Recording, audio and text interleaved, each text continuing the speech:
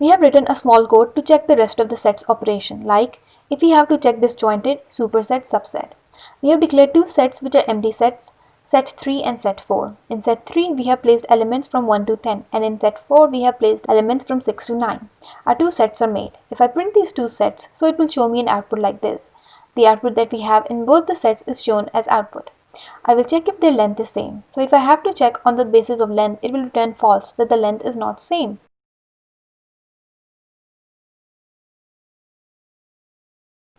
Now I will check if it is subset, superset, which set is in it, and what output will be shown if both are equal.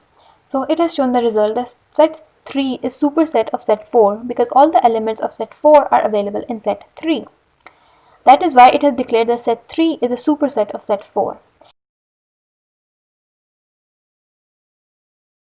If I change the elements of set 4, so in this case it has shown the last message of else because now it is neither a superset nor is there a subset in it. Both of these we can say are partly common set. They have extra elements available in both.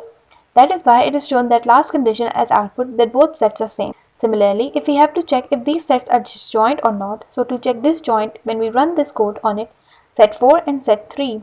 So if set 4 disjoint, if both these had been disjoint, it would have had as output this condition.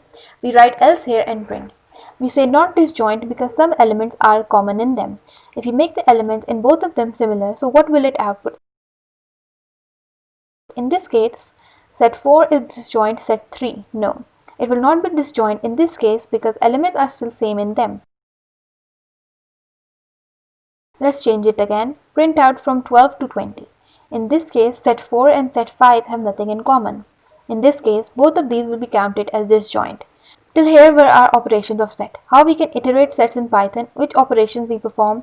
We looked at those operations and we looked at their implementation as well.